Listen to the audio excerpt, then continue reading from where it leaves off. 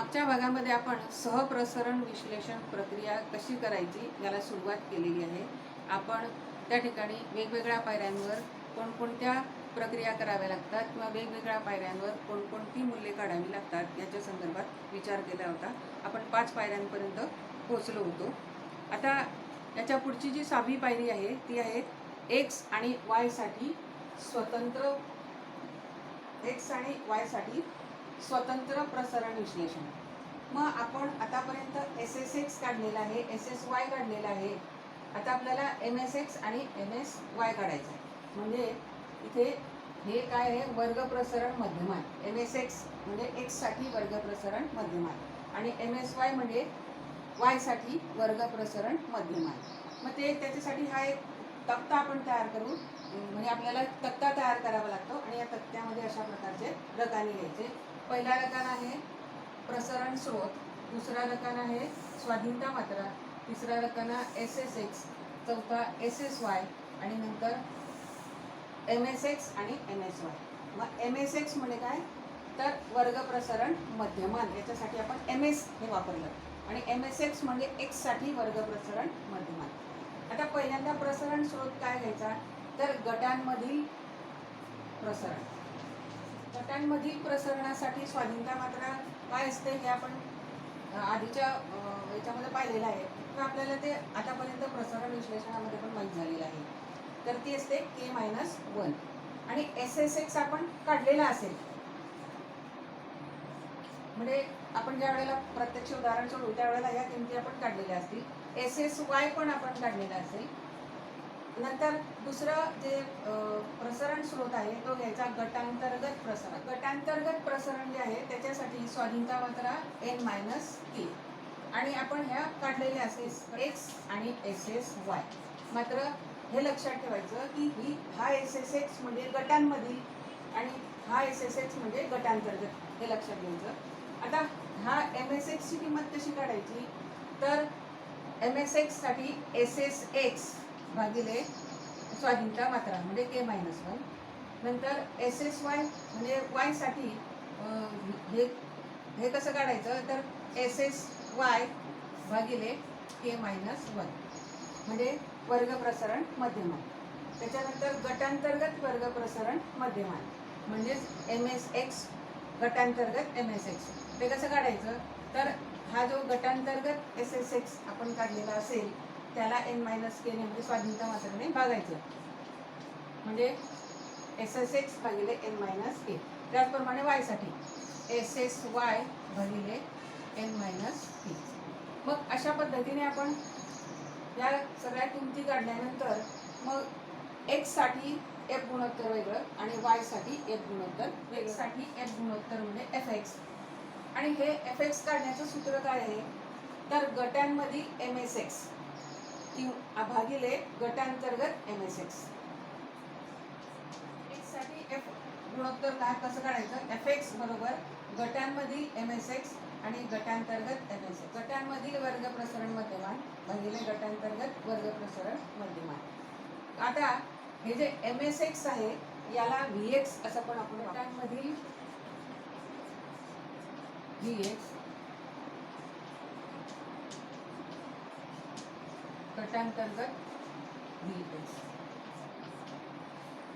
या ठिकाणी M S x यालाच व्ही एक्स असं पण नोटेशन वापरलं जातं. म्हणजे इथे आपण म्हणू हा व्ही एक्स आणि हा व्ही वाय. अशा पद्धतीने हे एक्स साठी एफ गुणोत्तर काढायचं. त्याच्यानंतर वाय साठी एफ गुणोत्तर काढायचं म्हणजे एफ वाय गटांमधील एम एस वाय भागिले गटांतर्गत M S Y. F Y बरोबर गटांमधील एम एस वाय भागिले गटांतर्गत एम एस वाय आणि व्ही एक्स याच्यामध्ये कसं लिहिता येते तर गटांमधील व्ही एक्स भागिले गटांतर्गत. व्ही एक्स म्हणजे व्हरायन्स किंवा प्रसरण. तर त्या प्रसरणाच्या याच्यामध्ये एफ वाय बरोबर कसं लिहिता येईल तर गटांमधील व्ही वाय भागिले गटांतर्गत व्ही वाय. अशा पद्धतीने एक्स आणि वाय म्हणजे उत्तर चाचणी आणि पूर्व चाचणी यांच्यासाठी स्वतंत्रपणे एफ गुणोत्तर काढायचं आणि नंतर मग या एफ गुणोत्तरांना अन्वयार्थ लावायचा. म्हणजे पुढच्या पायरीवर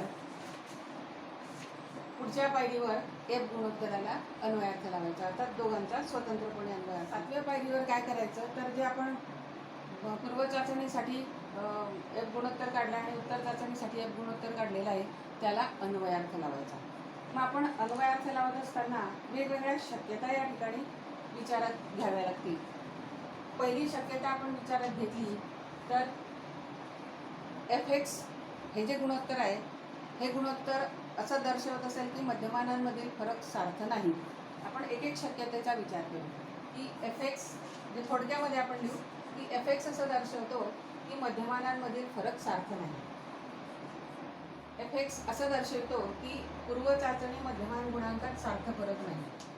आणि एफ वाय हे जे गुणोत्तर आहे हे असं दर्शवतो की उत्तर चाचणी मध्यमान गुणांकात सार्थ फरक नाही. पहिली परिस्थिती आपल्याला अशी मिळू शकते की पूर्व चाचणी मध्यमान गुणांकात सार्थ फरक नाही आणि उत्तर चाचणी मध्यमान गुणांकातही सार्थ फरक नाही. आता पूर्व चाचणी मध्यमान गुणांकात सार्थ फरक नाही याचा अर्थ असा की संशोधकाने त्याच्या प्रयोगासाठी जे 3 गट निवडलेले होते म्हणजे त्याच्या आवश्यकतेनुसार दोन गट 3 गट जे असतील ते प्रारंभी हे समतुल्य होते, त्यांच्यामध्ये काही फरक नव्हता म्हणजे त्यांच्यामध्ये भिन्नता नव्हती. म्हणजे मग या ठिकाणी त्याला उत्तर चाचणी गुणांकांचाच विचार करावा लागेल.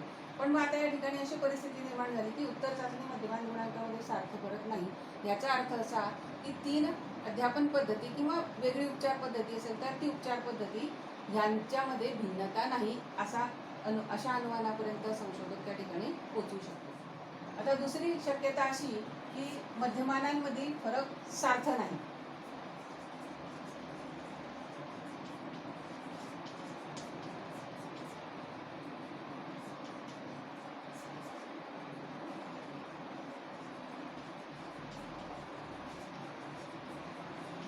दुसरी शक्यता अशी येण्याची आहे की एफ एक्स म्हणजे पूर्व चाचणी गुणांकांसाठी जे गुणोत्तर आहे ते असं दर्शवतं की पूर्व चाचणी मध्यमान गुणांकात सार्थ फरक नाही आणि उत्तर चाचणी साठी जे आपण प्रसारण काढलेलं आहे गुणोत्तर एफ वाय तर ते असं दर्शवतं की मध्यमानांमध्ये फरक सार्थ आहे. मग या ठिकाणी आता मी सांगितलं की एफ एक्स जर असं दर्शवत असेल की मध्यमानांमधील फरक सार्थ आहे तर सुरुवातीला जे गट निवडलेले आहेत ते प्रारंभी समतुल्य आहेत असा त्याच्यापासून आपण अन्वयार्थ लावू शकतो. आणि या ठिकाणी मग असं मिळालेलं आहे की एफ वाय साठी फरक सार्थ आहे. याचा अर्थ असा की आतापर्यंत जे आपण प्रसरण विश्लेषण केलेलं आहे तिथेच आपल्याला थांबावं लागेल. म्हणजे त्या प्रसरण विश्लेषणावरून संशोधक असा अनुमान काढू शकतो की ज्या 3 उपचार पद्धती आपण वापरलेल्या होत्या त्यांच्यामध्ये त्यांच्या परिणामकारकतेमध्ये भिन्नता आहे असा या अनुमानापर्यंत संशोधक पोहोचू शकतो. आता तिसरी शक्यता जी आहे ती तिसरी शक्यता अशी असू शकते असं दर्शवतं की पूर्व चाचणी मध्यमान गुणांकातील फरक सार्थ आहे आणि एफ वाय म्हणजे उत्तर चाचणी मध्यमान गुणांकातील फरक सार्थ नाही.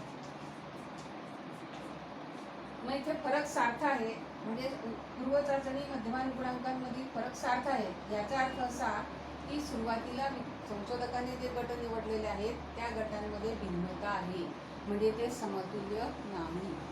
मग आता इथे उत्तर चाचणी गुणांकांसाठी असं मिळालेलं आहे की फरक सार्थ नाही. मग अशा वेळेला सहप्रसारण विश्लेषण करण्याची गरज असते. नंतर चौथी केस अशी मिळेल की एफ एक्स म्हणजे पूर्व चाचणी गुणांकांसाठी आपण जे गुणोत्तर काढलेले आहे ते असं दर्शवतं की पूर्व चाचणी मध्यमान गुणांकामध्ये फरक सार्थ आहे. म्हणजे इथे आपण म्हणू की फरक सार्थ आहे. नंतर एफ वाय हे पण असं दर्शवतं की फरक सार्थ आहे. मग इथे पण असं दिसतं की संशोधकाने प्रयोगासाठी जे गट निवडलेले आहेत ते भिन्न भिन्न आहेत म्हणजे ते समतुल्य नाही आणि ते भिन्न भिन्न असल्यामुळे या उत्तर चाचणी मध्यमान गुणांकांमध्ये फरक आढळून आला.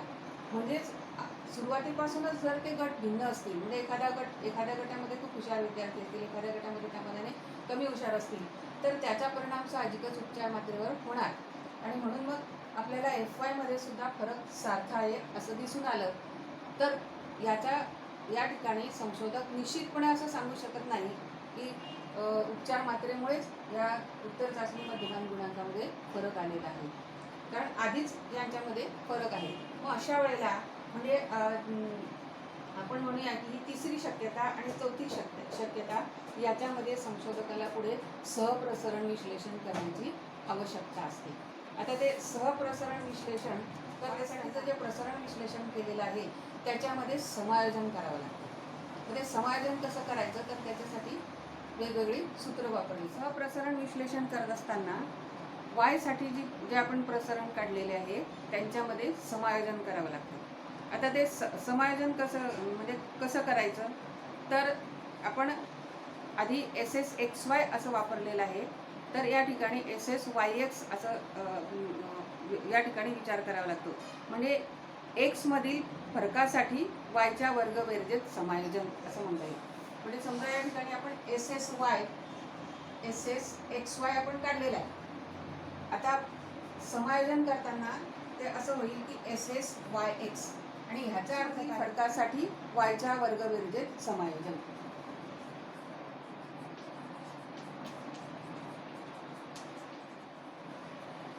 SSYX याचा अर्थ काय तर एक्स मधील फरकासाठी वायच्या वर्गबेरजेत समायोजन. मग आपल्याला या ठिकाणी तिन्ही ज्या बेरजा आपण वर्गबेरजा केलेल्या आहेत त्या तिन्ही वर्गबेरजांमध्ये समायोजन करावं लागतं. म्हणजे वाय साठीच्या तिन्ही वर्गबेरजेमध्ये समायोजन करायचे. मग ते म्हणजे आपण एकूण SS काढतो, त्याच्यानंतर गटांमधील SS काढतो आणि गटांतर्गत SS काढतो. तर या ठिकाणी आता एकूणचा विचार करू तर एकूण SSYX म्हणजे एक्स मधील फरकासाठी वाय वर्गबेरजेमधील समायोजन. मग हे कसं काढायचं तर आपण ते काढलेलं आहे एकूण SSY वजा एकूण SSXY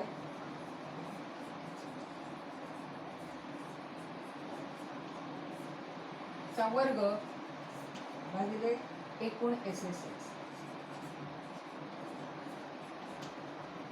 या सूत्राने एकूण YX म्हणजे एकूण वर्गबेरजेसाठी एक्स मधील फरकासाठी वाय वर्गबेरजेमध्ये समायोजन झालं. त्याच्यानंतर आपल्याला गटांमधील वर्गबेरजेमध्ये समायोजन करावं लागेल. गटांमधील SSYX हे कसं काढायचं?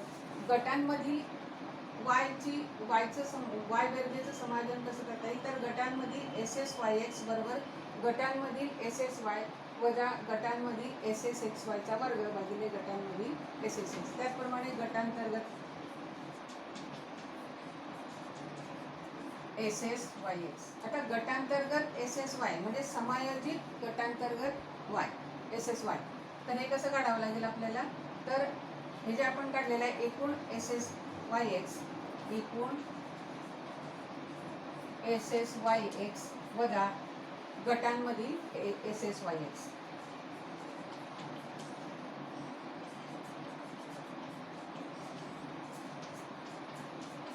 म्हणजे या दोनमध्ये आपण एकूण बेरजेमध्ये आणि गटांमधील वर्गबेरजेमध्ये समायोजन केलेलं आहे, त्यांची वजाबाकी घेतली म्हणजे आपल्याला गटांतर्गत SSYX मिळेल. म्हणजे गटांतर्गत Y मधील समायोजन मिळेल. तर आणि मग नंतर ह्या किमती विचारात घेऊन यांचं प्रसरण म्हणजे F गुणोत्तर काढायचं आणि त्या F गुणोत्तराला अन्वयार्थ लावायचा. म्हणजे नेहमीप्रमाणे ज्याप्रमाणे आपण वर्गप्रसरण मध्यमान काढतो त्याप्रमाणे वर्गप्रसरण मध्यमान काढायचं आणि मग नंतर आपल्याला नवीन जे F गुणोत्तर मिळेल ते FYX असं मिळेल. FYX हे कसं मिळेल तर गटांमधील VYX भागिले गटांतर्गत VYX.